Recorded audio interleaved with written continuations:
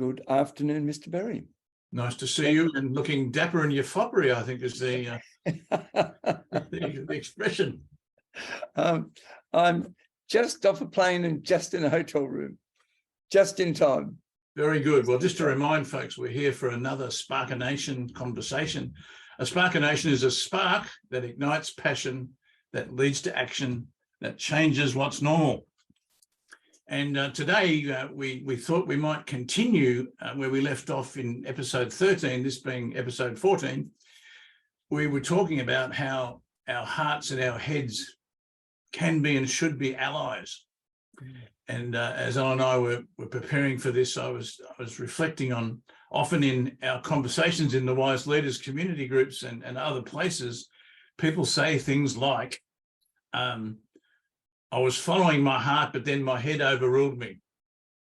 Or they go the other way, my head was telling me to do this, but my heart overruled and I went with, I followed my heart. They're probably the two opposite ends of the spectrum, Allan, but maybe it's a good spot to start because they're common reflections in our conversations. Yeah. And I particularly think it's worth exploring that the head overtook me.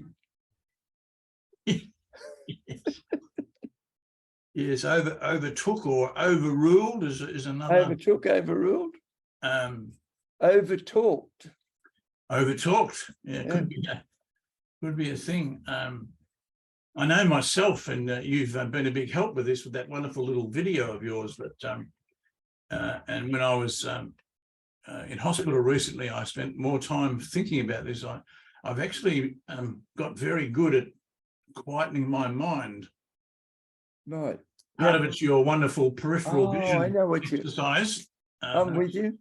Which the little silencing your inner voice video.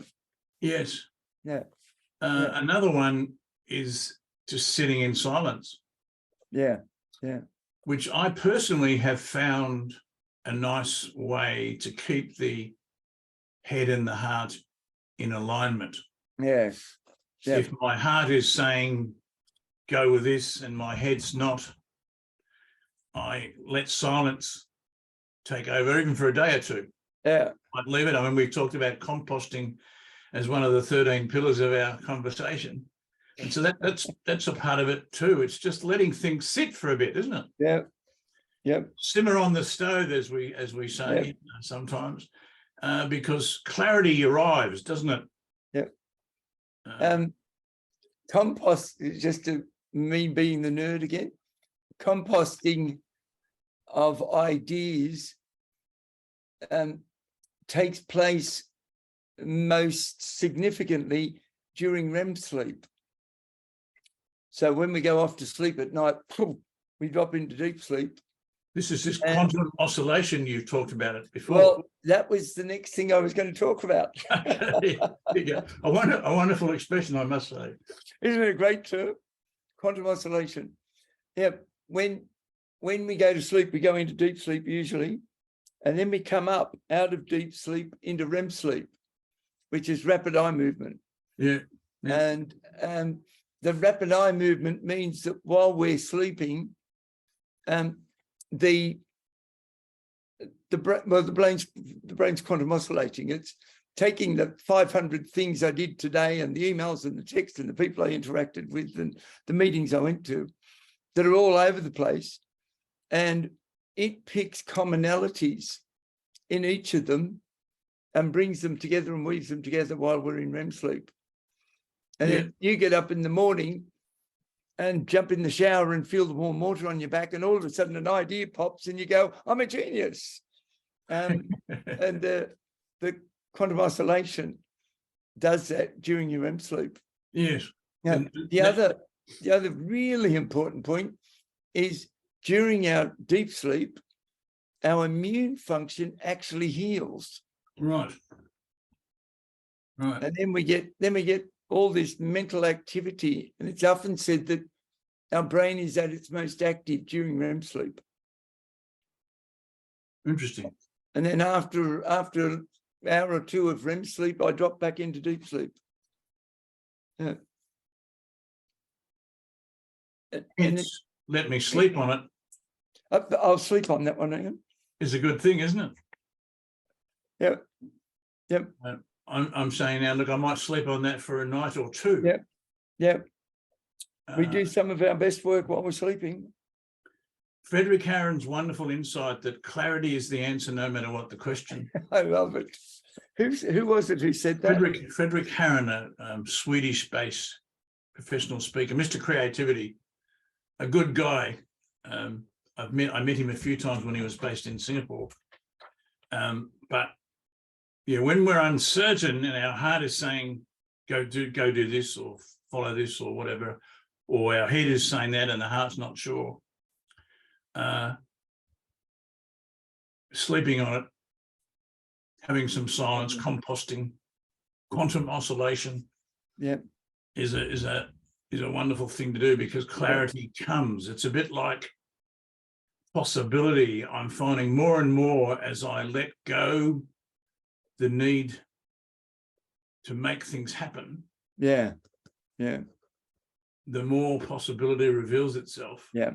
I'm finding the same thing with clarity, that the less I push and the more I pull,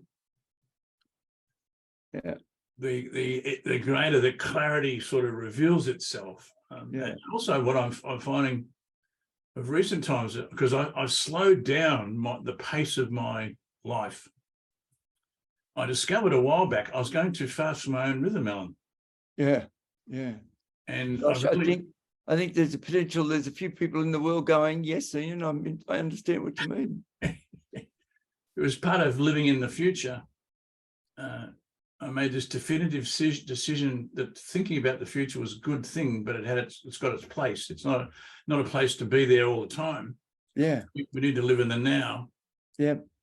And part of that was letting go the need to make things happen and the need to push for outcomes. I think probably for the first time in my life, I'm really detached from outcomes and focused on living in the now. I'm not saying I'm done. I'm not saying I'm done with it, but I'm at peace with not worrying about outcomes. I think we've got to be clear where we want to go, otherwise we end up somewhere else. But being attached to outcomes is the great productivity dragger. Yeah. And so silence, sleeping on it, letting things simmer, composting, are all valuable things, because I often find, though, I must say, since I've started working with the heart leadership and exploring the heart initially via the heart math people, I began my research in 2017, so 5 years on, with a lot of experimentation and now a reliance. I find that when I listen to my heart, the heart is pretty much always right. Yeah. And it's getting to know our own intuition. I was just about to ask you, is your heart and your intuition the same thing? Yes. It is. Well, they could be described as the same thing. I think, biologically, as I understand it, when we hit with stimuli, biologically, the heart responds first, even if it's only a millisecond before the brain. That's my understanding from a biological perspective. But I've learned to trust my heart if I'm in, the right place. So if I'm at one with myself, if I'm at one with other people, if I'm in harmony with, my world,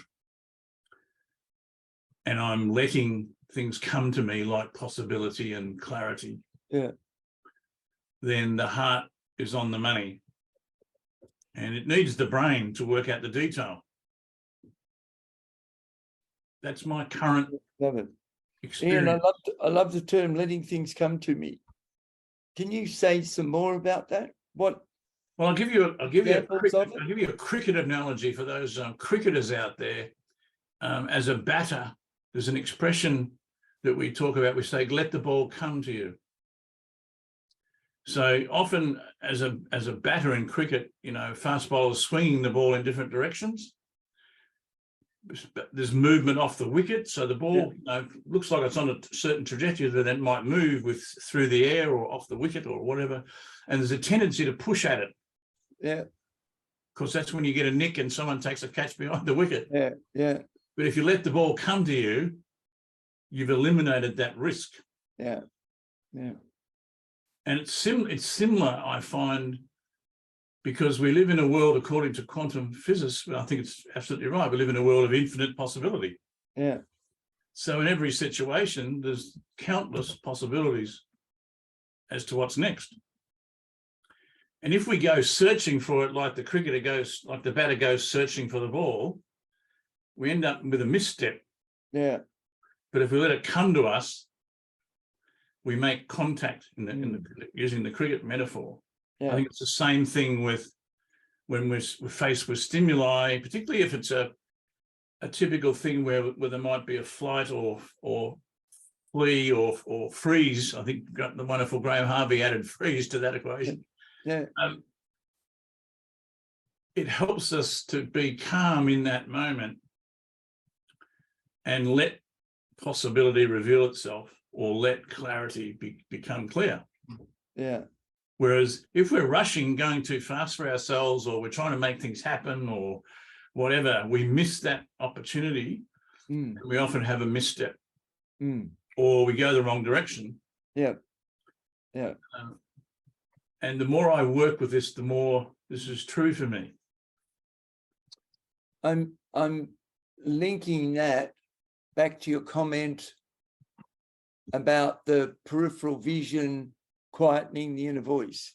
Well, when the monkey brain's going away, we also we don't notice possibility. Yeah. Yeah. Because it's kind of just a distraction, isn't it? Yeah.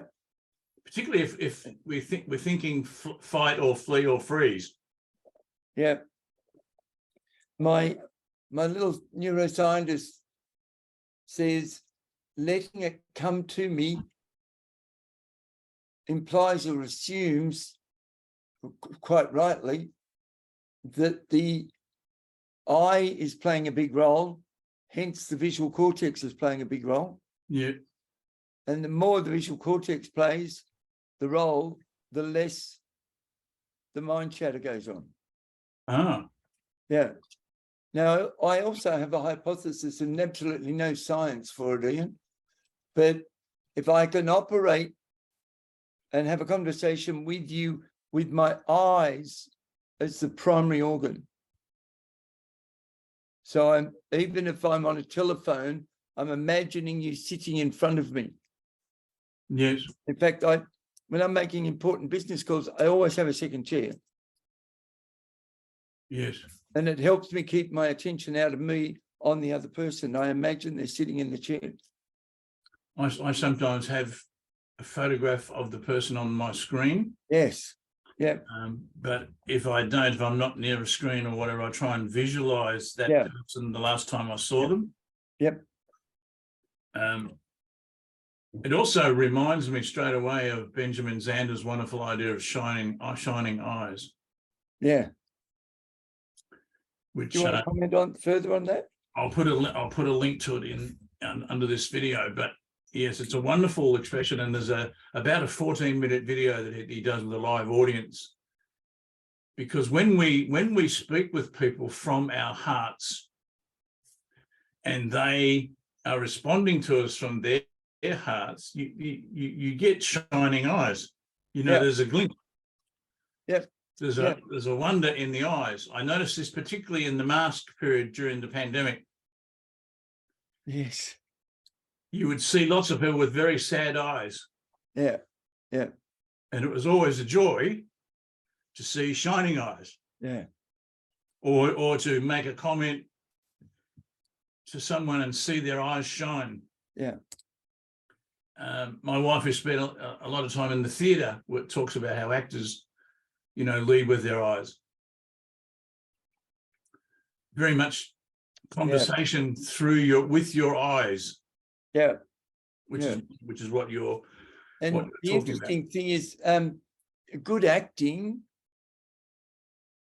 is virtually associated with I am making direct eye contact with you with my foveal vision, which gives us the connection and the shining eyes. Yes.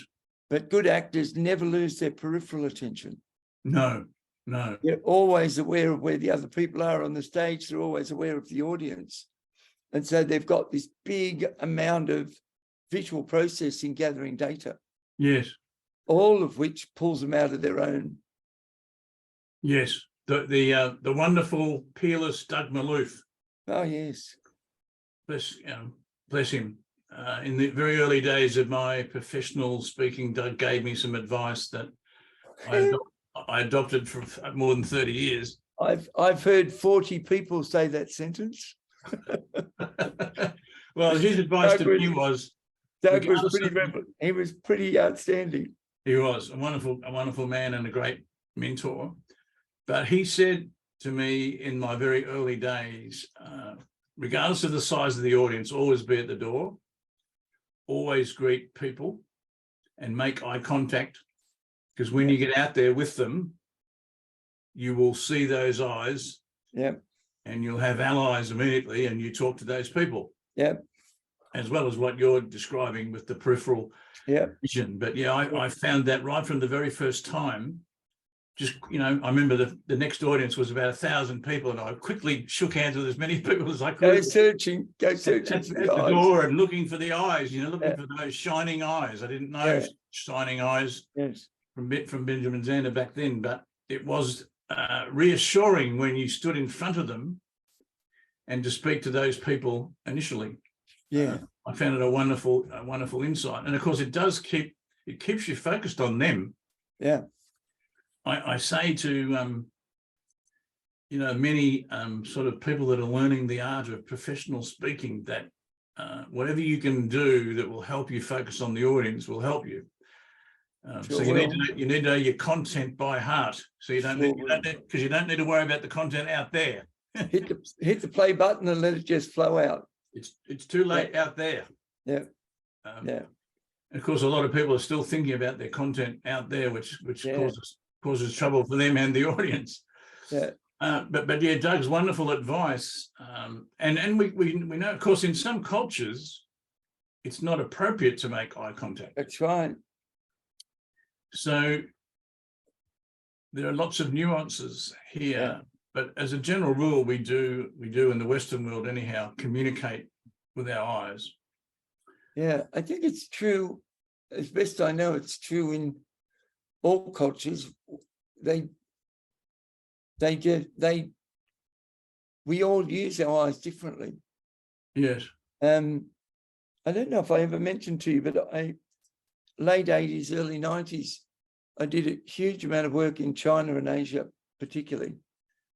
And I was going to China very regularly, and I gave myself the task to see if I could track down what were the differences between how Chinese people use their eyes and how Westerners did. Right, would have been fascinating. And I discovered that Chinese actually never had their, and I'm sure I've said this to you before, but they never have their eyes directly looking at you. And in fact, I've just flown back from Cairns, where I'm doing a project with an Indigenous community. Right. And I was interviewing a guy on Friday morning, and he's an Aboriginal elder. And he said to me about halfway through, he said to me, are you a black fella? In spirit. And I said to him, well, I could be if you wanted me to. No, he said, no, seriously. He said, you use your eyes like a black fella. Yeah, what a compliment. What he was saying was, I don't do direct eye contact, which I never do. I do a bit of both, which some people find disconcerting. Yeah. It's an unconscious thing for me. Like I'll be like this. Yes. Yeah. Which isn't, the First Nations folk are often like that in conversation. Yeah. But yeah, Westerners find it a bit disconcerting. Yeah. But of course, the eyes are the window to the soul. Yeah. Yeah. So there's a definite heart-eye connection. And what we're going back to the cricket analogy, waiting for the ball to come to you is very much a hand-eye coordination. Yeah. But the brain's involved. And I think that's probably the thing about heart and head and hands, for that matter, being allies. Yeah. We've talked in the past about the heart leadership path as I write about it in my book. So it's harmony with yourself and others first and the planet. Then it's hearing your heart, trusting your heart, listening to your head, taking action with your hands, consequence, happenstance. Yeah. Tell me more about what you're, as a neuroscientist, we'll call you a head person for a moment. Does this all resonate with you, or is there nuances that either don't resonate, or there's other things going on? The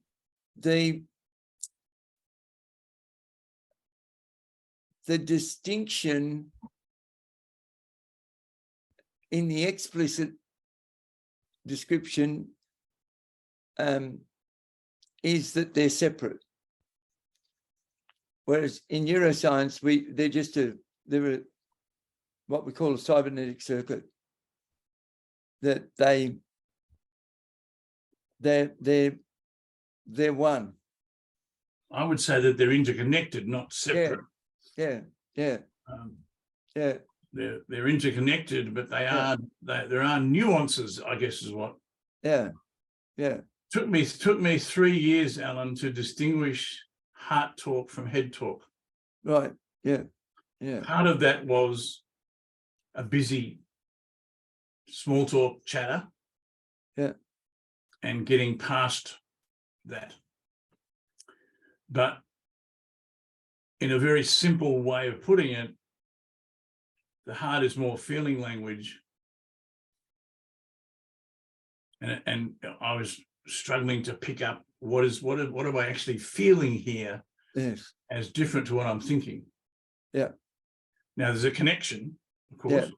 Yeah. And there's an interconnectedness. Yeah. But feelings and thoughts are different. Yeah.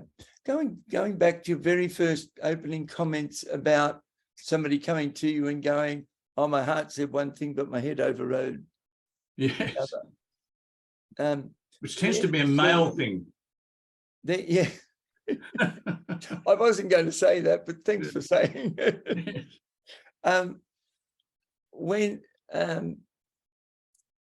When people are expressing that, I often hear them say, and I've got to work out, do I follow my head or do I follow my heart? And in neuroscience, we go, don't follow one or the other, do both. Yeah. I think we're saying a similar thing. Yeah. I would say follow your heart, but pay attention to your head if you've got clarity. Yeah. If there's still any confusion, stay with the feeling. Yeah. But if you've got clarity, I remember the day, Allan, I remember the moment. My wife, Carol, and I were in an audience of about 500 people, and the presenter was Deepak Chopra. All right. And he said, "We are not our thoughts, we're the being who's having them." It's a lovely term. And I love it. That was one of those defining moments where my wife and I both looked at each other and immediately had clarity. Yes. And I think that was 35 years ago. Yeah. It's kind of, the moment has stayed with me, and any time that I lack clarity or lack direction or I'm unclear or frustrated or any negative emotion you want to play, yeah, I often come back to, I'm not my thoughts, I'm the being who's having them. Yeah, it's a lovely comment. And Lovely straight away you get rid of any disease, Yeah, dis-ease, yeah, and possibly disease as well. yeah, yeah. Because those things, if we let our thoughts, if we think we're our thoughts, we can muddle our lives. Yeah. I don't know if I've told you about this, but in 1992, I think it was, Dr. Stephanie Burns asked me if I'd do some research on internal mind chatter related to performance and do a presentation on it a year later. And I can't recall, I interviewed at least 200 people and just explored with them what their mind chatters were. And I gave them 3 different settings. One of them was their time with me. And for any time their brain went into chatter, what was it saying? And there were a number of, the most obvious but alarming thing out of that research was that 90% of all mind chatter was monologue. Yes, we have talked about this. I'm not too sure in this series, but you and I have talked about this. And we talk to ourselves. Now, monologue can be good and positive, but monologue a lot of the time leads to neuroses and paranoia. Which will produce, if you've got enough neuroses, you'll get depressed, and if you've got enough paranoia, you'll get anxious. I know this one. When I've had to be on steroids as a part of my recovery, I've discovered that they are excellent for paranoia. I'm not too sure whether the medical fraternity is aware of the paradox of that, but I'm sure they are. It's not something I've spoken about my doctors about, but I'm a big picture person, as you know, and on steroids, I find myself with attention to detail, which is interesting. Carol, she's got a great attention to detail skill, and so we complement one another, having the two ends of the spectrum. But I find my attention to detail while on steroids drives me mad that I become paranoid about things. Which, of course, led me down another rabbit hole, Alan. No, not another one. An Alice in Wonderland rabbit hole. But because when you've got to pay attention in recovery from surgery, which I've been doing, as you know, for the last couple of weeks,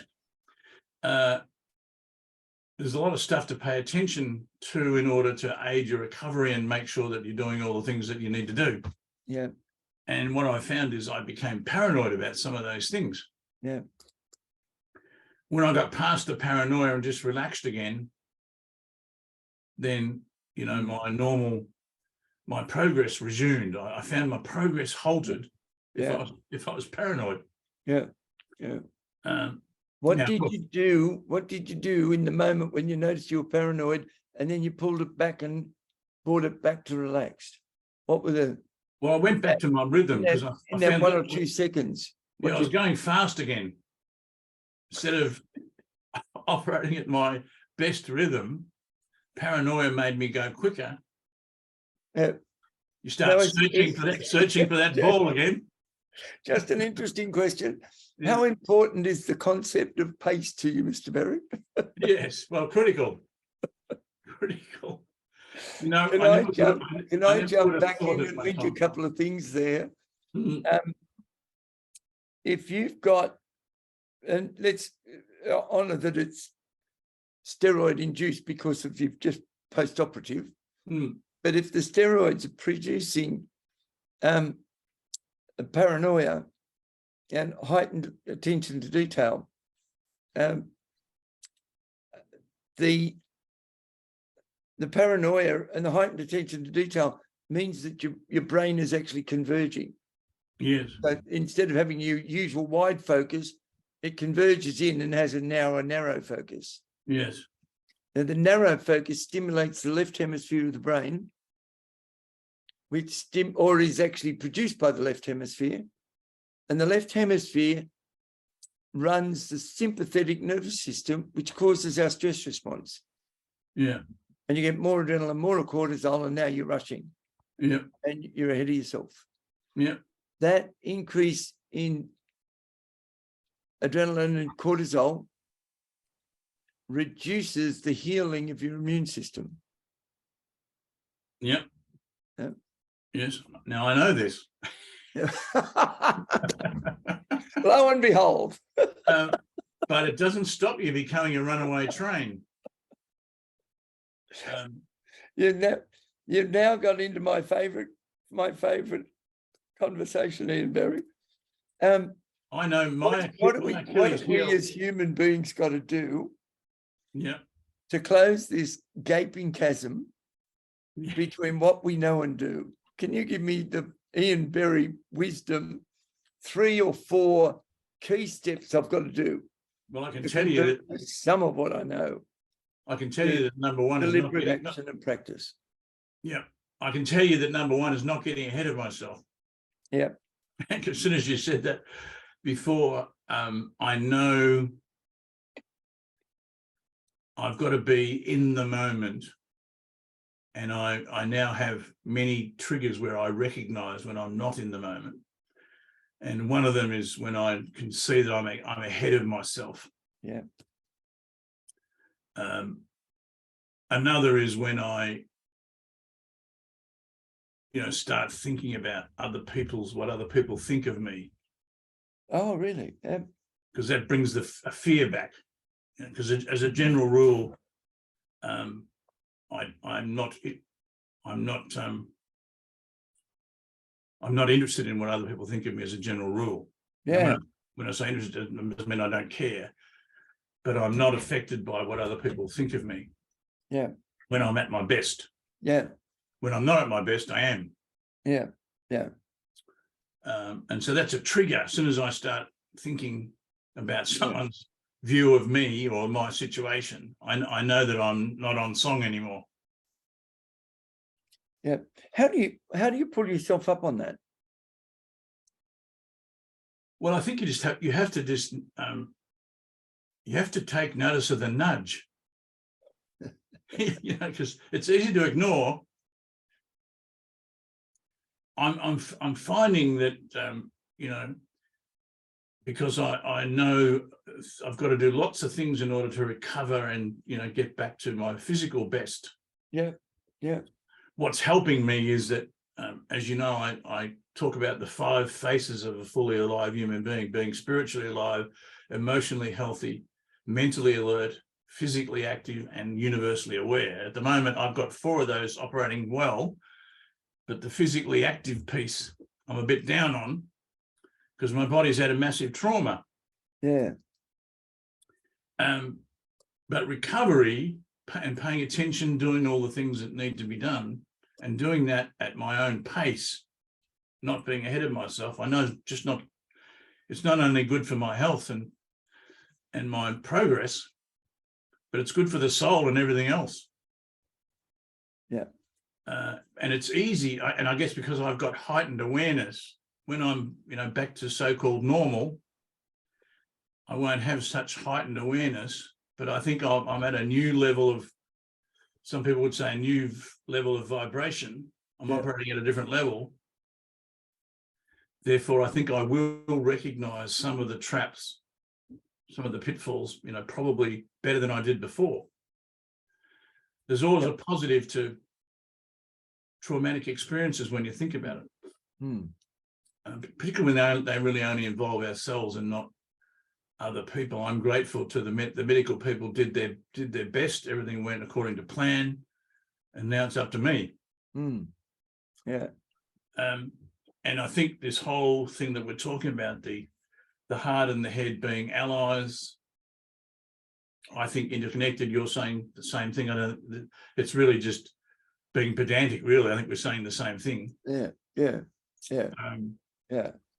And so I'm grateful for that time, 5 years ago when my wife was very ill and we were at wit's end, and we came across, the heart math research, because it sent us on a different path. Yeah. As well as changing diet and other things. But I think it probably leads into, I think it was Daniel Kahneman and I think it's Tversky, his research partner, who's sadly passed. But it was the book Thinking Fast and Slow. Yeah. Based on, many, many years of research. Yeah. Maybe there's a few clues in that research for us in this topic, Allan. Yeah. Yeah. Because I think it was, they beautifully enunciated that the conscious brain can't actually go fast. It's not designed. No. And it and it's limited by words. Yes. And so you can only, I remember reading years and years ago that we speak something like about 80 to 120, 130 words a minute. But we think about 450 to 500 words per minute. And even at that speed, it's nowhere near the speed that I can think in pictures. No. Or in feelings. See, there's a whole state of the brain, some call it a condition, called alexithymia. Right. And alexithymia is the state where I'm having a feeling, but my brain cannot find appropriate words for it. Ah. And I would put it to you that you can't find the words for it because the feeling's too unique and complex, and it would take too many words to find, if you could find it. Yes, so, but there might be a visual. Absolutely. Picture paints 1,000 words. Yep. Concept. Yeah. Ian, a technique that I've used, and when I present, I use flip charts all the time. Yes. But I can't tell you how many times I've been taking a question from somebody and the entanglement between what they intend, what they say, and yes, and the interpretation. I find myself going, my goodness, how am I ever going to answer that?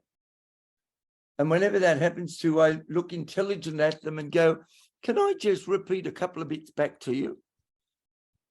And let me explain it to you this way. And when I say, let me explain it to you this way, I have no clue, Ian, what I'm going to say. But I spin around and I walk back to my flip chart and I draw 3 circles. And I interlink the 3 circles. And straight away, my brain says, oh, I couldn't get it out in 1 sentence, but if you give me 3, I think I can break it down into 3. And stuff comes out and I go, oh my God, where did that come from? We call that methodology. Some people call it rat cunning. Yeah, well, I'm in the habit now 30 years long where when I'm with someone in person, but I'm also doing it as we speak, but I'm making notes, often visuals of the conversation. And I know my clients often ask for the notes. And recently, as you know, I've been on a project of reviewing my sort of major models and processes and techniques and things to make them simpler for people to use. And as a consequence, I'm making them more visual. They're already visual, but I'm looking to improve the visualization of them because I think it's a magic thing. Yeah. We often can't find the word, but we can find the picture. Yeah. Yeah. And I think this heart-head connection, perhaps the oneness of it, is what does that. Yeah. even people that are not necessarily visual learners Yeah. can get a picture of it, can't they, when we're trying to explain something? Yeah. I often hear myself when I'm having conversations with people, I say, look, I can't quite get a word for this, but maybe I could draw it. Yeah. And like you, I'm a circle person. Yep. There's a lot of research in the concentric circles, of course, that they aid learning. Yeah. Yeah. And so that's why circles are a good visual for folk. Yeah. Yeah. Circles that overlap, of course, are even better because they're giving you the Venn diagram stuff as well as a whole bunch of other things. Yeah. And of course, they're very ancient. They go back. The oldest language, as far as I know, is Sanskrit. Yeah. Yeah.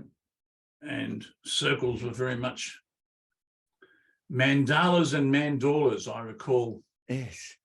Yes.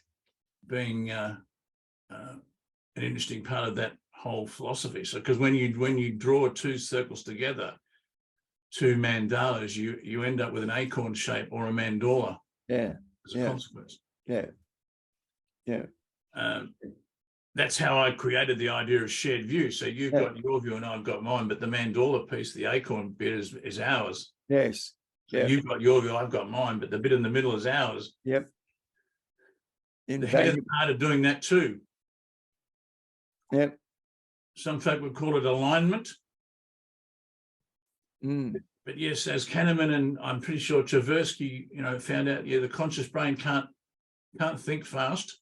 Can't keep up. Can't keep up. Yeah. Hence the expression thinking fast and slow, because intuition, of course, is high speed. Yep. Now, the neuroscientists would say it's a message from the solar plexus. The gut. Yeah. And if you look at the nervous system, the vagus nerve runs down the chest, down here. Yeah. Or the deep back inside. And at the solar plexus, it branches into 12 different branches that feed every organ. Yes. In your thoracic abdominal cavity. I know this. It's a huge intersection and set of traffic lights or roundabouts. Yeah. And it's really one of the most complex points in the whole nervous system. And the control of that determines pretty well everything. Now, it's why when you're about to do or say something and you get that awkward feeling right there in the solar plexus, that's just your solar plexus, your nervous system go, quickly shut down some of his system so he pays attention not to keep going. Well, of course, this is very intimate for me because my problems are to do with the gut. Yeah. Yep. My physical, my medical challenges are to do with the gut. Yeah. And some would say that, there's a relationship to the nervous system or. Absolutely. I've had to experiment with that. In my family, my sister, my mother, and my mother's mother all had bowel challenges. Oh, wow. I'm the only male, as far as we know, who's had similar challenges. Yeah. So I've done a lot of study of this, and it's where I came across the mitochondria. Yes. Initially. Mitochondria. Now, if you go way back, there was a famous German doctor. He won 2 Nobel Prizes, I think, at least one, but pretty sure 2. He didn't win it for mitochondria research, but his name was Otto Warburg. Warburg. He believed that all cancer was actually gut disease. Yeah. Or disease of the mitochondria. Yeah. Which is not the common medical fraternity's belief. Yeah. I think he's probably right. Yeah. And my own experience would suggest that quite strongly. Yeah. Yeah. So it makes intimate sense to me when you talk about the solar plexus being at the heart of it all, no pun intended. And it's kind of shifting it up, isn't it? Yep. It's really getting that alignment between the solar plexus, the heart, and the mind, Yeah. and then acting accordingly. Yeah.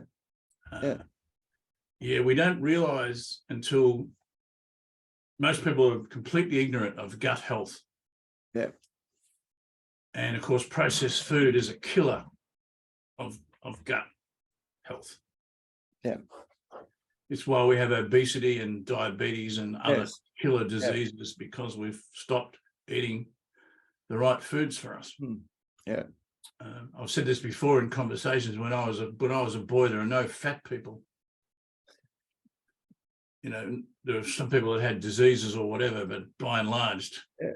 But now there are people. There are overweight people everywhere. Yep. Obesity is an epidemic. Yep. In fact, I think I was reading about adolescent obesity just recently, and I'm pretty sure the number was either 49 or 51, but it was right at the 49, let's say it was 49%. And I think it was between 8 and 15 or 16. And 50%, 49% were considered obese. Yeah. Largely to do with processed food. Yeah.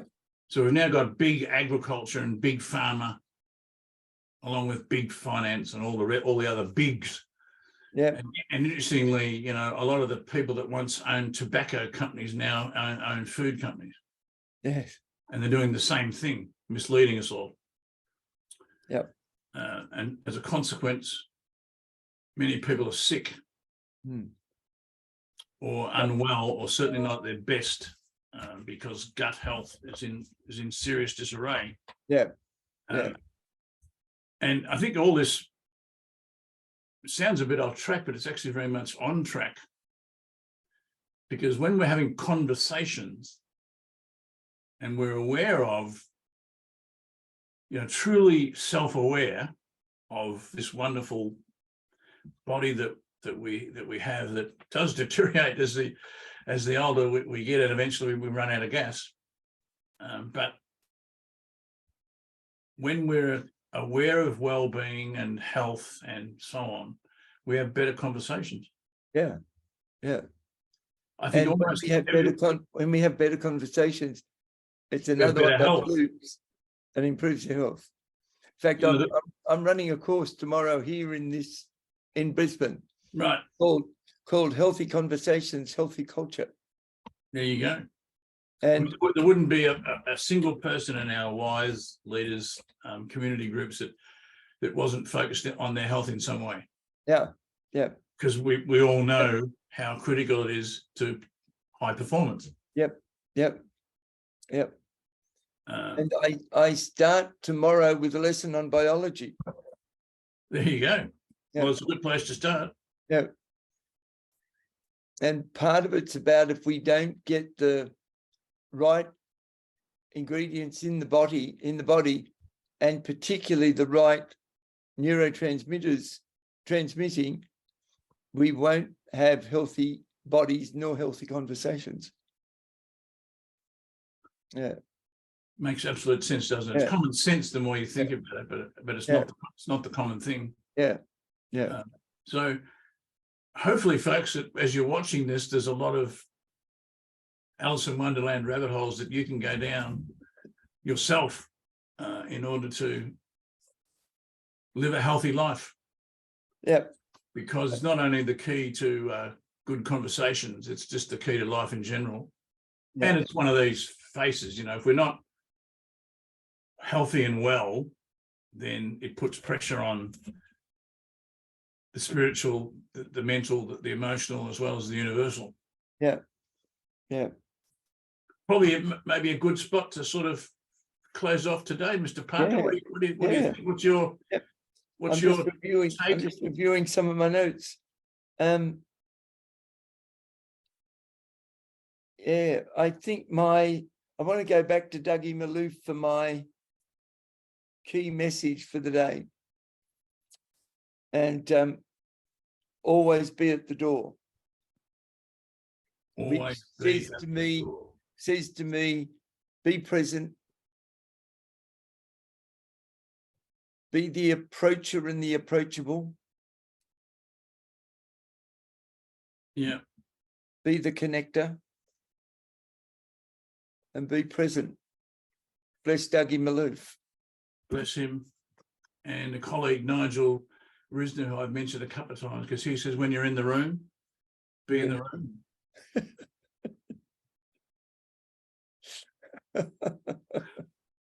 Yeah, Yeah, that's a good one. When we're in the conversation, be in the conversation. be in the conversation. Yeah, indeed. Ian Berry, a joy. Mr. Parker, we'll see you next time. You will. Take great care, sir. My love to Carol. And Michael. Thank you, sir. Bye-bye. Cheers.